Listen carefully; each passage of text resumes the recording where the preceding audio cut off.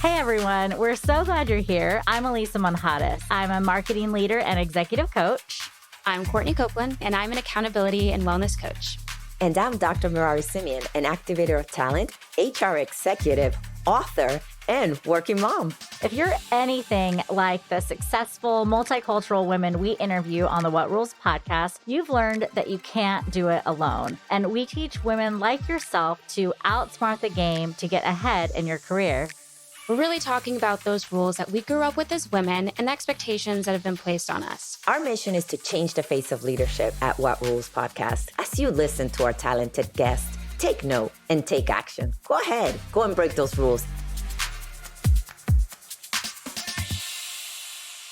Okay, so I got to bring you all up to speed because we always talk about work-life balance and how for some seasons, some things have to give. So here's the new thing in my life. My kids went back to school and they went back to a 4-day school week. 4 days? 4 days. I guess I did know that. I just wasn't prepared. And we were... So wait, are they off school today? Like on Fridays? They're off school Every today. Friday for the rest of your life. Every Friday for as long as they're at least in this school. Whoa. So there are some things that I've already started to give up today. Like, for example, I had some meetings scheduled and I forgot that I had scheduled a piano lesson for them because I was trying to keep them busy. And I'm in this meeting and I'm like, okay, this is not going to work because you can just hear everything. So I don't know about any of you, but for me right now, I'm having to balance, and honestly, this is like live. I don't even have the answer. Having to balance, how do I manage my Fridays with the kids at home? So I don't know if, Wendy, if you have anything that you could share, how you handle maybe just the different seasons in your life when it comes to work-life balance. And the same thing for you, Elisa and Courtney, like, what's going on? Help me out here. To me, it's like work-life blend. My home is my office. My office is my home, right? Our company is based out of Austin, and I'm a remote employee. Every time I'm in the room, if I close my door, my kids knows, okay, mom, it's serious at work. Don't go interrupt her unless something, it's like the fire is burning the house. Then go call her out. So we've established rules that allows me to have my own space so that I can focus. But to balance it out, there are certain time of the day when I'm just with the kids. My daughter also plays piano. Wednesday night, I have to take myself out of the work to go to the piano lesson with her. That's my commitment to her. Those are the moments when you just have to choose that you're going to be dedicated to them and have the focus on them. And the other thing I've learned many years along the way is there are certain things you just have to compromise. You're not going to be great or perfect at every single thing at work, at home. So sometimes I choose to have a messy home so I can spend the time with the kids versus doing all the chores, cleaning up the, certain things you may not be very proud of. If you have a friend knocking on the door, stepping in, you see a messy house, right? But you're like, okay, instead of cleaning the house, I'm spending more time with the kids doing other things. So I've figured out it's giving myself the permission to say what I'm going to just suck at. And I'll accept that as a fact and ask for permission, right? Whenever I have friends over and my house is a mess, I'm like, look, you are a true friend. You are now in the inner circle because if we weren't close, I would have spent hours cleaning for you. But because you are who you are, welcome. This is the way I live. There you go. How about you, Courtney? How do you manage your work life? Well, it's funny because I don't have kids yet, but I definitely want to be a mom one day. And I'm pretty particular about my space, so how I keep things. I'm very orderly. I will clean every day. And that will change. And that's why I'm bringing it up is because so many of my mom friends are like, you're going to have to let this go, right? And I'm just going to be in denial until I have a little human who's just destroying everything and then I'll surrender. But I love hearing y'all say this because it's just learn to let go. I learned this actually from a very senior mentor for myself many years ago. She said this. She's a board member on lots of big companies, right? And she said this. I used to go to the gym in the morning and I'll walk into business meetings and I'll tell people why, because I choose the time to, go to the gym in the morning, but I don't have time to dry my hair, put on the makeup, be in the perfect face in front of all of you. You just have to accept it. Right. And by establishing that protocol with people, people get it, people understand it, and people accept it. Yes. Yeah, more than we realize. I think we feel like we have to put this, certain veil over our lives. But then the more raw you are, people are like, oh, me too. Because everyone has their thing. I think it comes back to our theme for today, knowing what you want. Because when you know what you want, like Wendy, if you're like, I'm going to prioritize spending time with my children, but I'm going to sacrifice these other things, it's because you know what you want. You know what's important to you. And, Merari, you're in the middle of it. You're like, I know what I want. I don't want you home. I need to now figure out how to get you busy without mommy having to be there.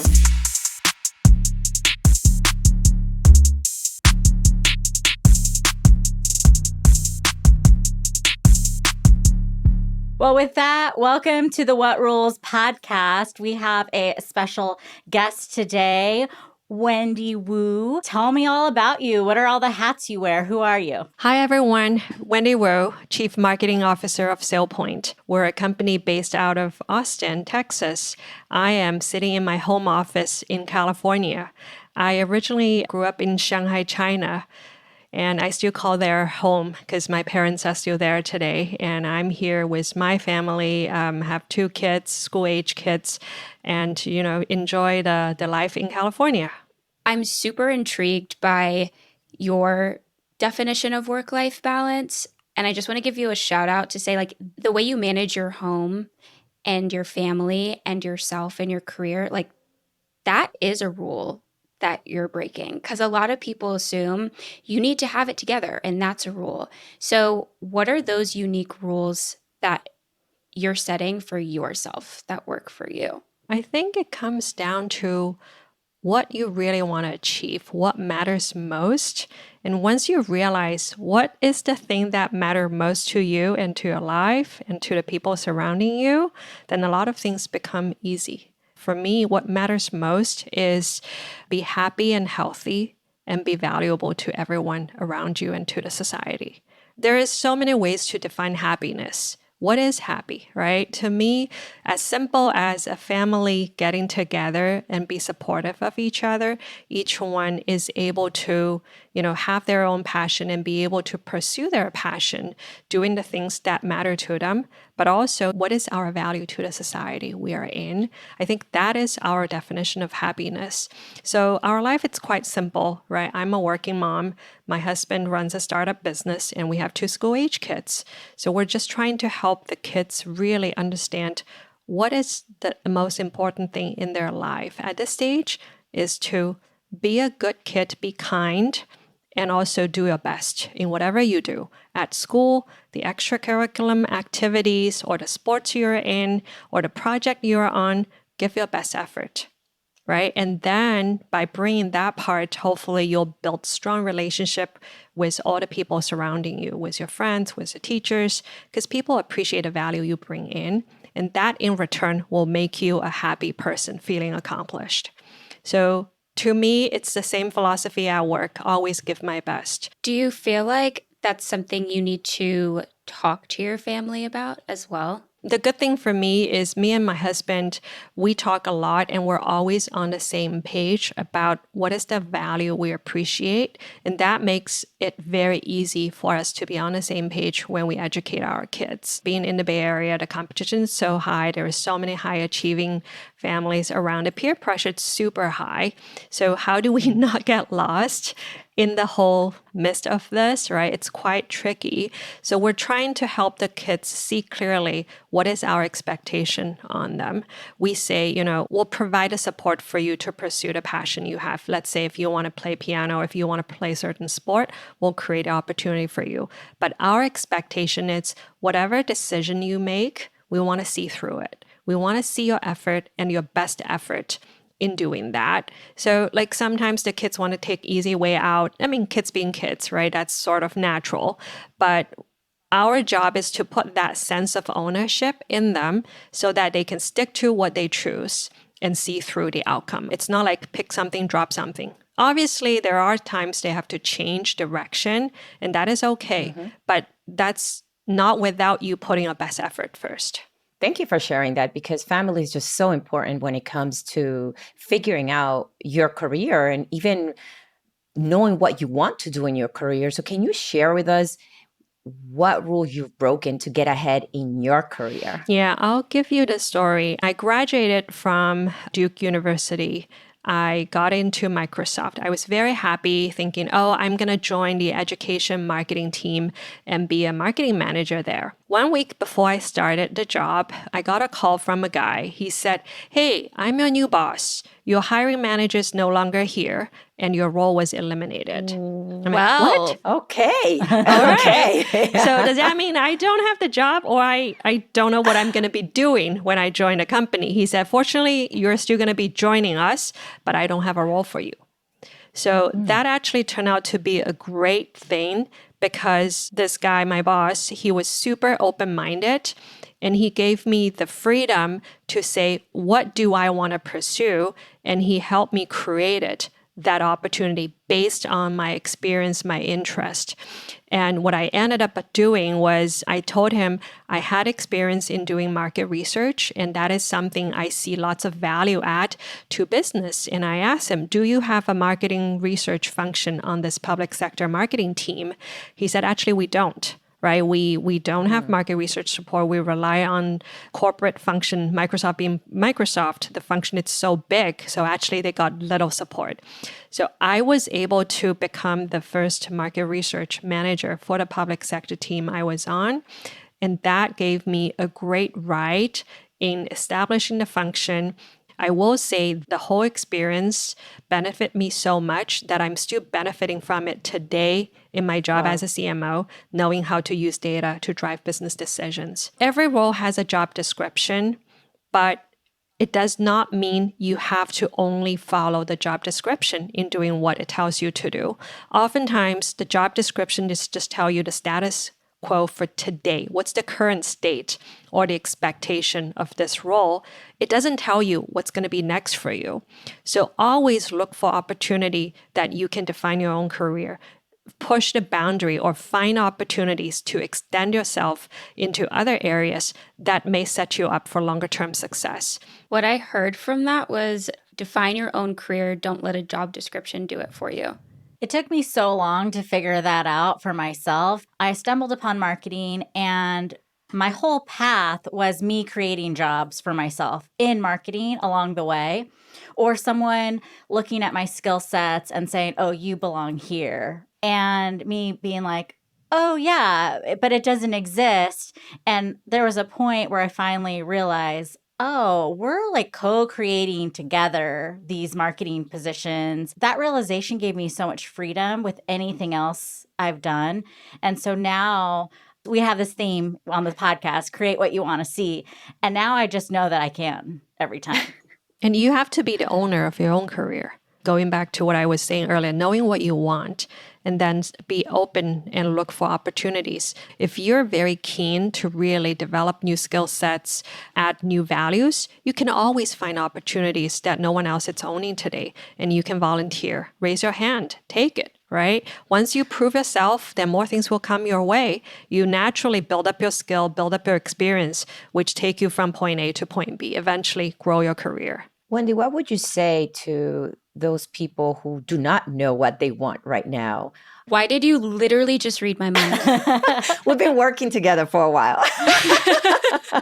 I wrote down that question. I was like, I want to make sure I ask this. So glad you did. Keep going. Yeah, that's a tricky one, right? Where do you start if you don't know where your passion is? If you're at a relatively early stage, you have the luxury of you have a lot of time and you can experiment.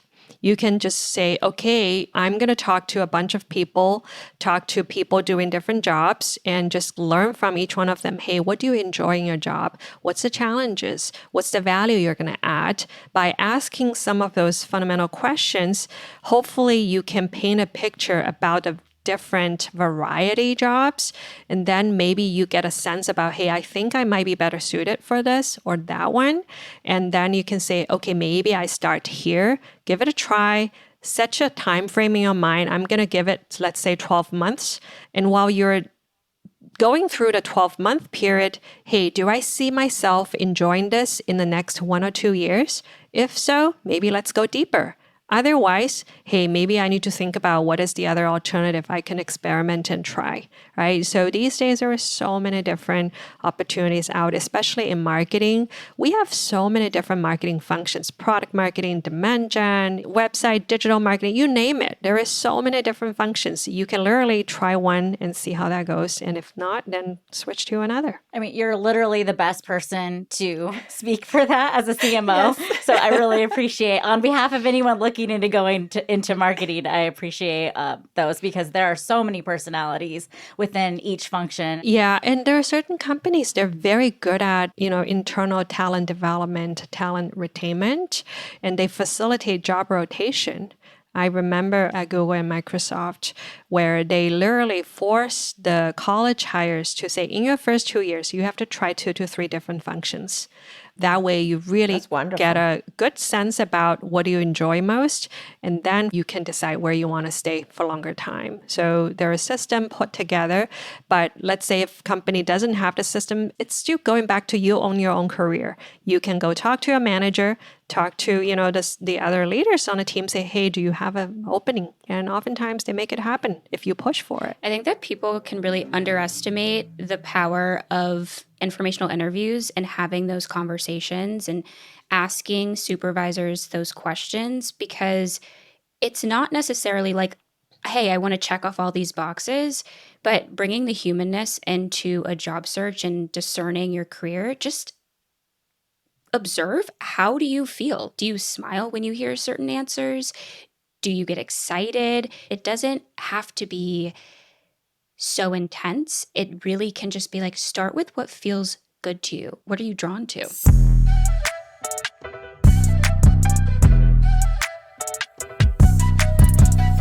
I want to keep going into this theme of knowing what you want, because one of the things that I realized early on is I wanted to continue to move up in my career.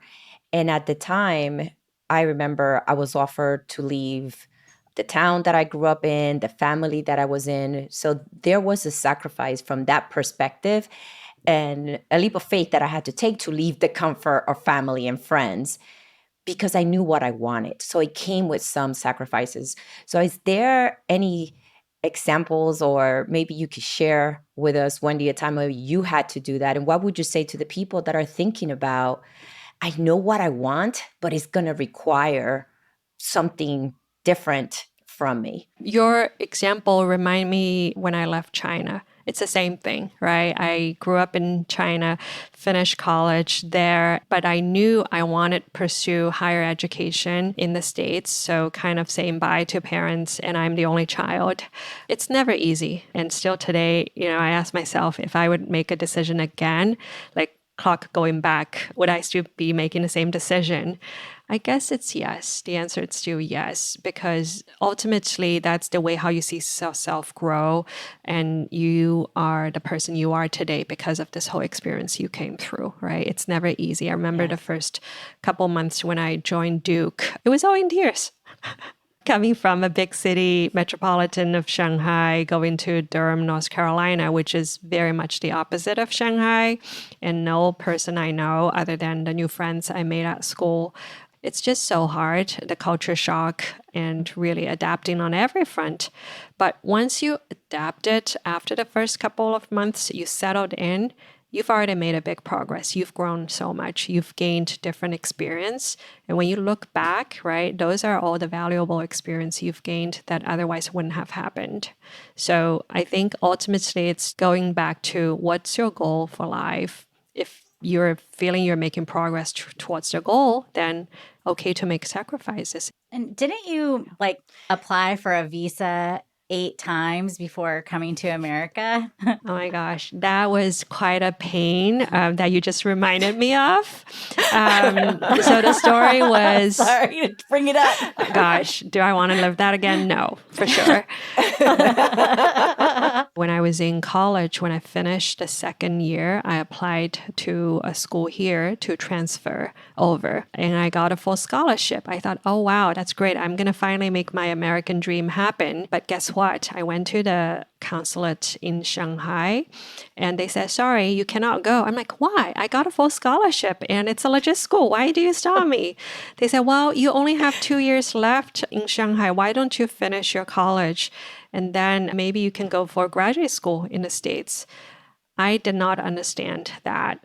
And I keep banging my head against it once, twice, 3 times, all the way till 7, 8th time. And I even went all the way from Shanghai to Beijing.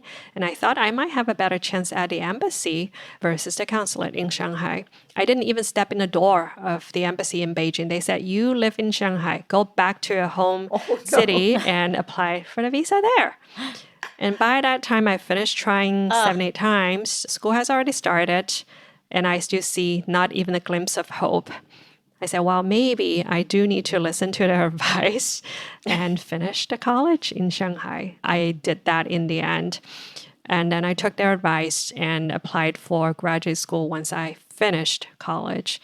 And then I finally landed myself in the States. Talk about not giving up and knowing when you know what you want. Oh my gosh. Exactly what right. a story. It sounds Yeah. like that's like 80% of the battle is just figuring out what you want. And then it sounds like the momentum really picks up from there. And I heard not giving up. I mean, 8 times and then being denied and applying again after graduate. So Yeah, you're like, I'm still going to pursue my dream. It might not be the exact timing that you wanted, but Yeah. you've made it happen. I remember on my desk back in my home in Shanghai, there is this little thing I put on my desk. It's where there is a will, there is a way. So that's always been the thing I follow myself all along these years. and look how successful it made you, right? So knowing what you want, not letting the obstacles that get in the way stop you from achieving your dreams. I mean, Yeah. can't tell a better story than that.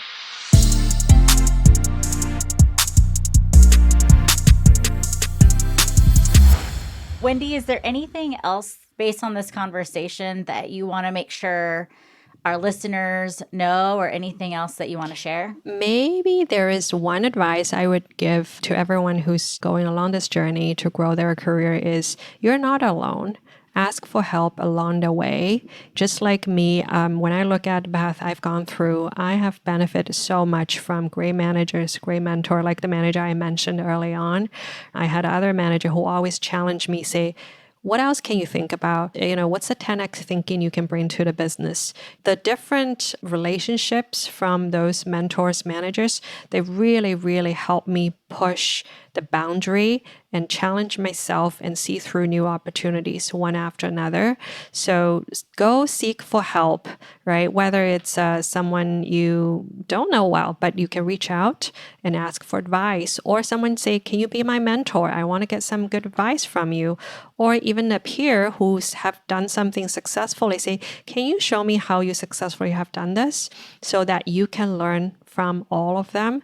And that along the way will make your job a lot easier, because you're going to find some shortcuts you can take, some of the best practices they can share, really make you more successful than if you're just battling this all alone by yourself. I love that. You made me think of, we always talk about not doing it alone, and definitely in your career. And I love what you shared with us. And I think the other thing that I would add, even from my perspective, if you're someone who wants to have kids or already has children, but you still know what you want and you want to continue to grow your career, you don't have to do it alone. It's about building those support systems around you. I remember when we first had our daughter, it was just us. It's just my husband and I. And I remember working with the people just at the church and just meeting people around me and getting close to them just so that we could build a support system. And we were able to make it happen. And now recently, obviously my parents are here, but there is a support system that makes it happen for my husband and I to be successful. So you don't have to do it alone at work or at home. Yeah. And if something that you want is a community or is a support system, you have to take the steps to make it happen. There aren't going to be people like saying, oh, do you need a community? Let me be your friend. It doesn't happen like that. You know, like when I moved here, I'm very social on social media and I'm like always posting about friends. Those are things I value.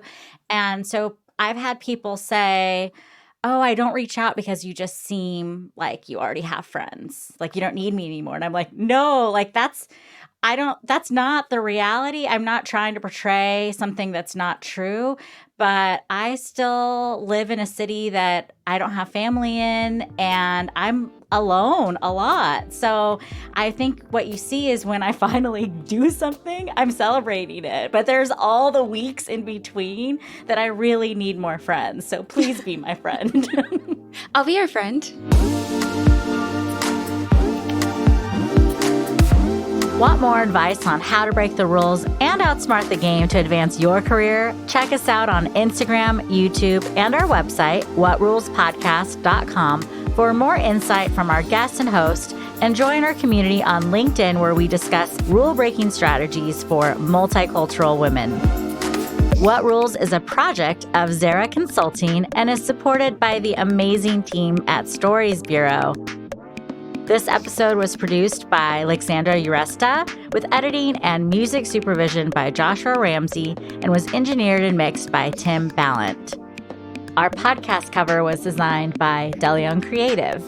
Visit whatrulespodcast.com for more info, upcoming events, and all episodes of What Rules, including video, and make sure to give us a follow.